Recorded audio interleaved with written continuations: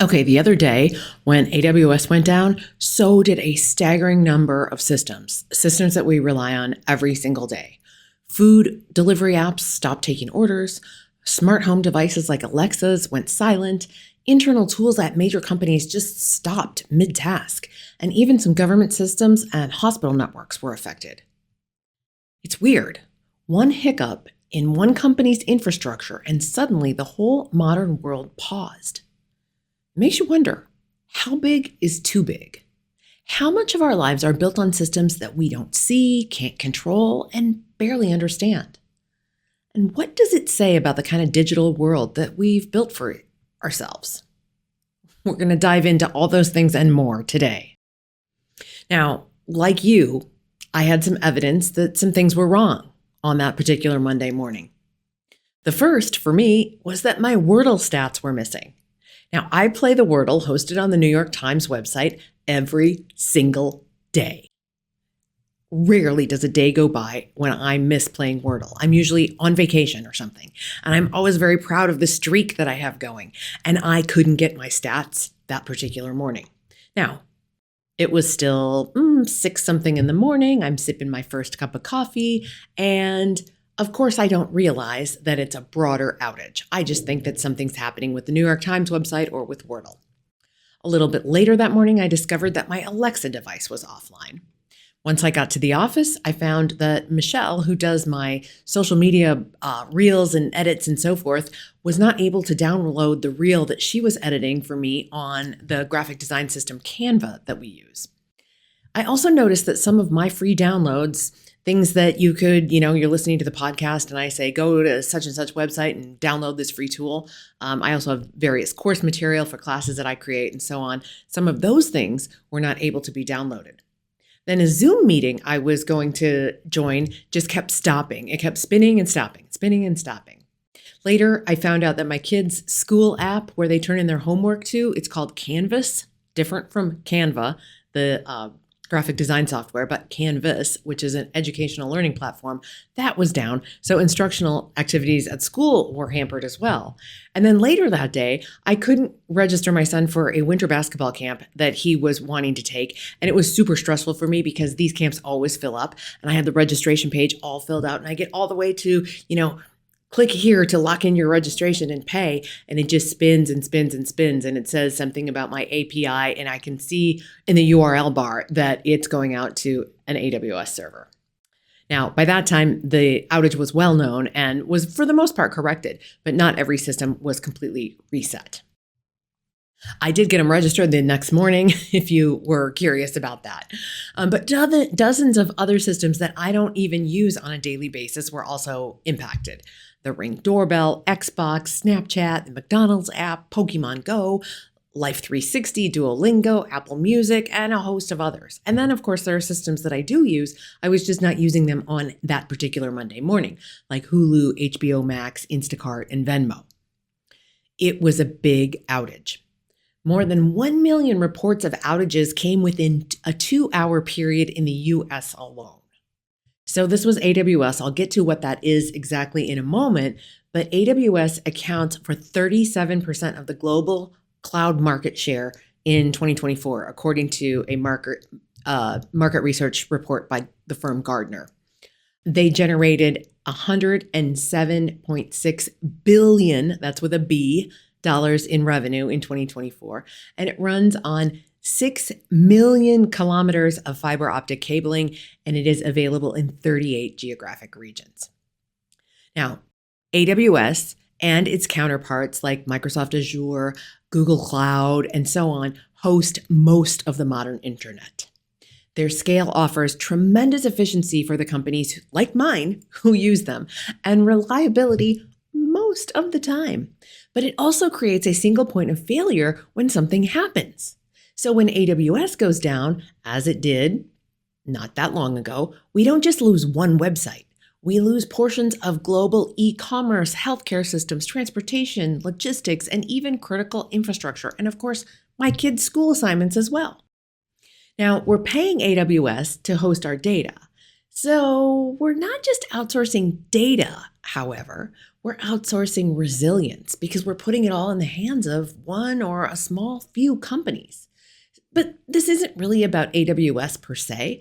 It's about enormous systems and what happens when they fail. So we can think of AWS as part of the digital supply chain. So when you think about the regular supply chain, the physical supply chain, when a shipping port, let's say, goes down in the physical world, our whole physical supply chain gets all compromised and stuff gets bunged up in whatever port that has been impacted. Now, this, on the other hand, was a digital supply chain. So when something gets all bumbled up or gunked up in the internet, well, it slows everything down and kind of brings certain systems to their knees.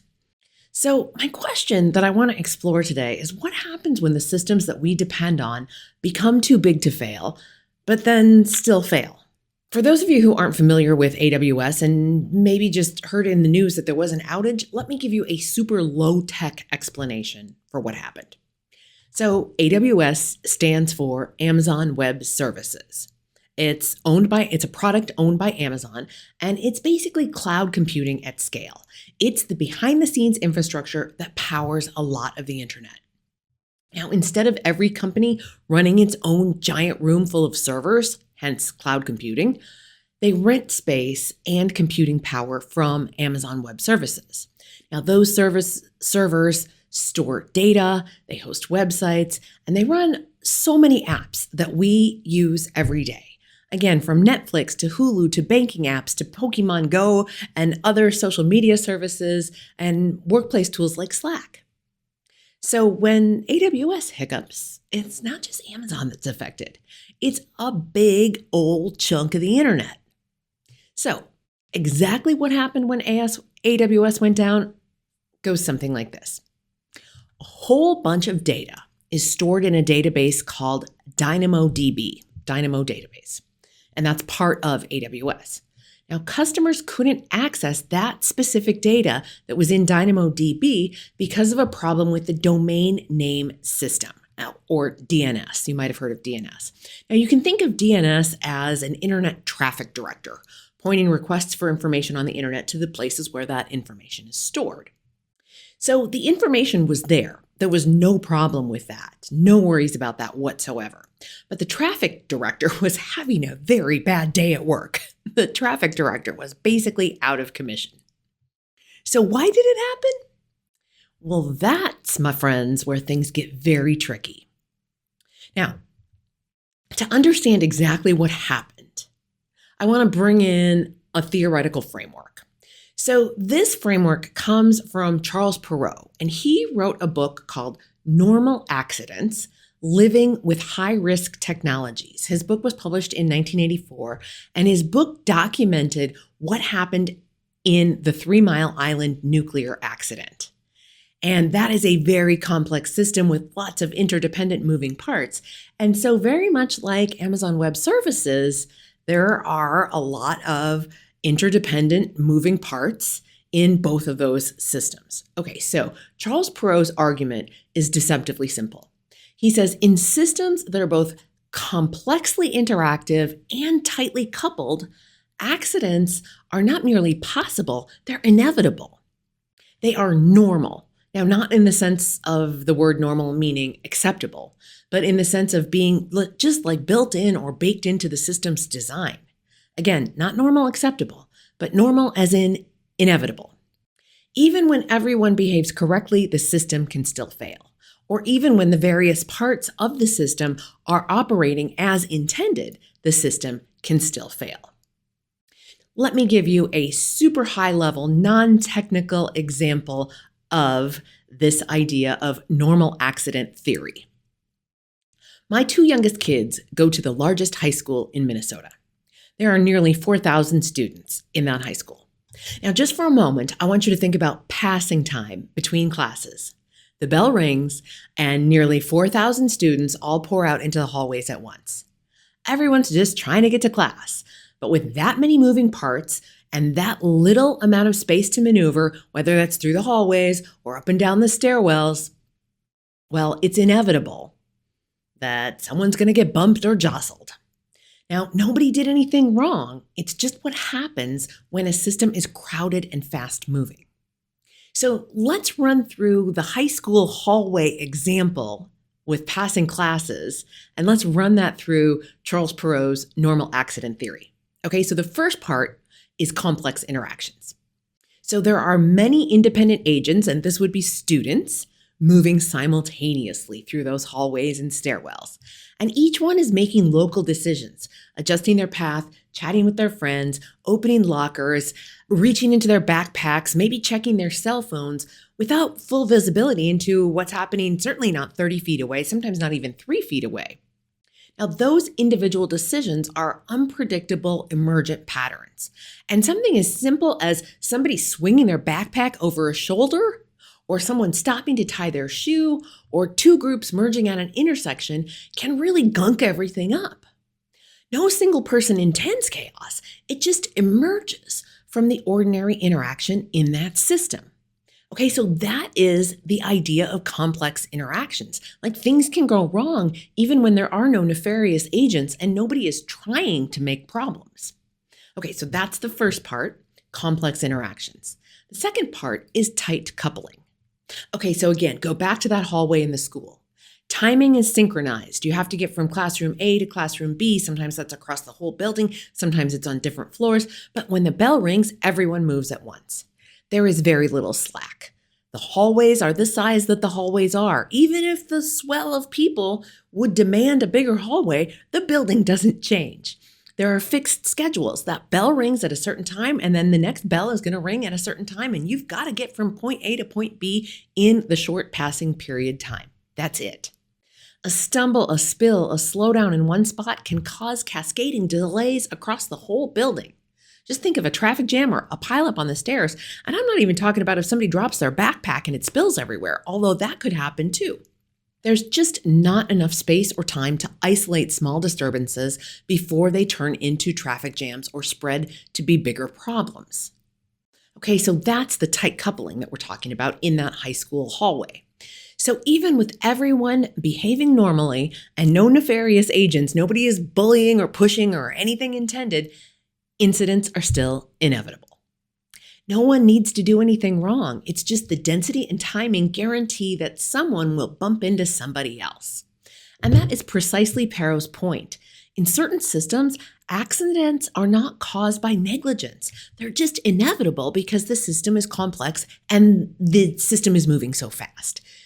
Accidents and incidents are just simply baked into the structure. All right, now let's move it into a more technical realm. And we won't go all the way to AWS just yet, although I promise you, we're going to get there. Okay, let's say that we're in the world of software development, and a software developer adds a new line of code or a new section of code to a large, mature software system. Think a Microsoft product or a Google Docs or something like that, and they're adding a new feature. And so this software developer writes this new code. Now, the code compiles fine. There are no syntax errors. There's no obvious typos. And it looks like in an independent test, that piece of code does exactly what it's supposed to do. But once it gets deployed, once it gets added into that larger code set, along with all the other features in that product, well, something could break in unexpected ways. A performance issue, data corruption, a hidden race condition, or some other unintended outcome. Now, I just said a hidden race condition. Let me define what I mean by that. It's probably best explained with an example. Okay, let's say you have two different people trying to withdraw $100 from the same bank account. I share some bank accounts with my children and my husband and so forth. So let's say we both go into a system and each try to make a transaction withdrawing $100 from an account that has $500 in it. So the balance is $500. I make the withdrawal and the balance should drop to $400. But at the same time, one of my kids makes a withdrawal for $100 also. But those two things happen almost simultaneously. So I do mine and it drops to 400, but right at the same time they do theirs, it drops to 400. And so there, for a split second, it's going to say 400 when really the balance should be 300 because we each took out $100 at almost the same time. Okay, now that's a race condition. The operations raced to update the balance at the same time. And the timing gave one or both of us the wrong outcome. So we each took out $100 at like exactly the same time, but I only saw the withdrawal that I made and they only saw the withdrawal that they made. But anywhere from a few microseconds to a few actual seconds later, the balance will update properly. So again, that's a race condition. Now, some race conditions are easy to detect in testing. And in fact, software developers test for this sort of thing, especially in complex systems. And when that race detection happens in testing and it's a relatively simple race detection and happens every time, it can show up and software developers can fix for it. But hidden race conditions only show up under certain timing or under certain load conditions in a system. So maybe once in 1,000 runs or only under really high traffic. And you can't reliably reproduce or predict them. So they're emergent behaviors of complex concurrent behaviors in a system. Now, hopefully you're following along so far and I haven't lost you yet. Now, a lot of redundancy is also built into these systems. So in the case of AWS, data isn't just stored in one place. That would be too much risk. So that database that I was talking about before, it's got backups and backups of its backups spread across all different servers. Now, there are multiple ways to access those backups. So just like when, let's say you're physically in a car and you're driving to the bank, but a street is impassable because a tree has fallen over the road, well, then you have to turn around and go around the block and come at the bank from the other direction. So let's say you do that, but everybody else needs to go through that same street. Maybe they're not even going to the bank, but they're going to go past that. They also have to turn around. And before you know it, you've got a traffic jam that's developed around the whole block. Okay, so that's what I'm talking about here too, in terms of concurrent things happening at the same time. And we've, sometimes got multiple different calls to the same data or even near the same data happening at the same time. So these complex systems are like AWS in that they're programmed to keep trying if they can't get what they need. So when a system calls out, let's say to a website, and you've probably had this happen where you type in a website URL and it sits there and spins and it takes longer. Well, that system your browser is trying multiple times to get that website to come in. And sometimes it does, but every once in a while you get the 404 error, you get some error that you can't get to that website right now. But your browser tried a bunch of times. So again, these systems have that redundancy to keep trying when they don't get what they need. And all of those extra tries adds to being extra traffic that gums things up as well. Okay, now back to our software developer. The problem isn't necessarily that new code that the software developer wrote in isolation. It's the interplay between that code and all of the other parts of the system when something breaks. Okay, deep breath. This is probably more of a technical education than you thought you might get today. Now, let's actually look at AWS, shall we? So when we look closely at complex interactions and tight coupling in the AWS outage, now again, without casting blame, because there are a handful of other companies that are almost as large doing very much the same thing. So it's not like this is an Amazon problem or an AWS problem. It could have just as easily happened to one of the other large cloud computing companies out there. So we're not blaming AWS. But instead, let's explore what the incident reveals about how massive interdependent systems behave and what it means for all of those of us who rely on them. Okay, so let's look at complex interactions first. So the map is not the territory. In a cloud ecosystem like AWS, complexity isn't just about size. It's about the interdependencies that we can't fully see. So what does this look like in practice? Well, we've got thousands of services. Storage, computing, networking, identity, remember that DNS, the traffic routing, monitoring, and so on. All of these things are interacting continuously across multiple regions, across multiple pieces of physical equipment, and through, again, hundreds of thousands of kilometers full of fiber optic cable. And each system and service has its own health checks built in. So there's also scaling logic and internal fail procedures. All of that's built in, all of that's automated. It's designed for resiliency to a certain extent. A small routine update in any one of those systems, let's say a configuration tweak or a database patch, can trigger behaviors elsewhere in the system that no engineer could have ever predicted. Just like that kid dropping his backpack is going to have problems for 30 people behind them in ways that no one ever predicted in that high school hallway. Okay, so these are the emergent properties that we talked about earlier. Everything is working as designed, but something unexpected arises from the interaction of this really, really complex system. So why does this matter? Well, even the AWS engineers, who are among some of the smartest and best engineers in the world, can't model every possible interaction in real time to come up with all of the ways to make the system more redundant and more resilient. It's not incompetence, that's just the nature of complex systems. And the dependency is so intricate that cause and effect end up blurring together, and we can't necessarily unravel and point to a specific point of failure. So when the system stumbles, the story isn't like a bug got missed or the system behaved, but it's more of the system behaved in ways that completely exceeded human comprehension. So that's the complex interaction that Pero is talking about. Now, let's turn to look at tight coupling. And this is when speed becomes fragility. So cloud infrastructure is designed for efficiency and absolute immediate response.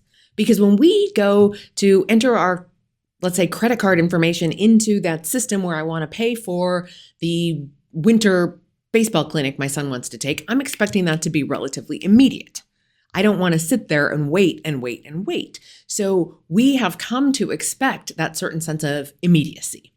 And systems like AWS and all of those other big systems have automatic load balancing that is routing traffic within milliseconds. If one server is too busy, it's going to send you to another one, and you as the user don't even know. It happens that fast. Auto scaling kicks in, and the instant that demand spikes. So the system, and think of it as a straw. You know, the straw is as big as the straw is, but then as soon as the demand gets bigger, that straw, and again, this is not necessarily like the infrastructure that's carrying all of the internet load, but it is that a system is built to scale when the demand gets higher. And that's going to take more energy. It's going to take more computing power. It's going to take more of a lot of things. But these systems are built to scale up when the demand is higher and then scale down when the demand is lower. So when that spike happens, it automatically scales up. There are monitoring tools to trigger corrective actions automatically. It's not like an engineer has to be sitting there watching the system. So a human doesn't even need to know that something's off. The system is designed to correct itself and to fix itself. So this tight coupling makes a system just incredibly responsive, which is great, but it also removes the slack. That removes all that downtime, that slag or slack, and that is the breathing room that might be needed by the system to absorb the surprises. But the slack has just been engineered out of the system. So there's a bit of a paradox here. When something small goes wrong, automated systems respond immediately, and sometimes in ways that actually amplify the problem at hand. It's crazy. Okay, so a flood of retry requests. Remember, I was talking about this redundancy. And so if it doesn't go through the first time, it's going to retry and retry and retry and retry. So if there's a glitch over here, then it can't actually, do the computation or reach the information from the database and pull it back to you. It's going to continue to retry. So that flood of retry requests from various apps can really overwhelm the health of various parts of a network. Now, regional failures that normally enhance resilience can spread that instability across large geographic terrains when the underlying control system is impaired. So when tight coupling keeps things humming under normal conditions, which is great, we don't even notice it. But when tight coupling gets in the way because there is some sort of point of failure, it is much easier for a local disturbance to cascade globally, which is what happened in the case of the AWS snafu the other day. So that's technically what happened, if you need to know what happened. But now let's back up and look at the big picture. Because this outage is not a story about AWS specifically. It's a story about the trade-offs of scale in modern infrastructure. At a certain size, Complexity and coupling become inseparable companions. To keep global systems performing, you automate and connect more deeply, and that is tighter coupling. And to offer more services, you layer more interdependency, and that is greater complexity. And to move toward efficiency quietly reduces transparency and resilience in these systems. And then the system crosses an invisible line from merely large to being almost too big to be fully understood. So that's what's going on here, my friends. Now, as I land this plane and bring this episode to a close, I don't have any tidy answers. I don't have a 3-step process for you to follow. Maybe there aren't any answers, at least not right now. But moments like this one, the AWS outage that rippled across a third of the internet on a Monday morning, bringing business services, entertainment, airplanes, and banks to their knees, well, moments like this one remind us that we're living inside of systems that are astonishingly powerful and deeply fragile at the same time. The engineers who keep these systems running are some of the smartest people on the planet, and yet even they can't see every interaction or anticipate every cascade or every place where something could go wrong. The complexity is just too great, and the coupling is just too tight. And that makes me wonder, how big is too big? At what point does scale stop serving us and start working against us? And maybe the real question isn't even about cloud computing at all. Maybe it's about us, how dependent we've become on systems that we barely understand, and how comfortable we are outsourcing not just our data, but our trust. So as we log back in and sync up our files and go about our day, it's worth pausing to ask, what kind of world are we building when even a brief hiccup in a server farm can slow down the heartbeat of the planet? I don't have the answers, but I think these are questions worth asking. Until next week, my friends, be well, and I hope your online interactions go swimmingly.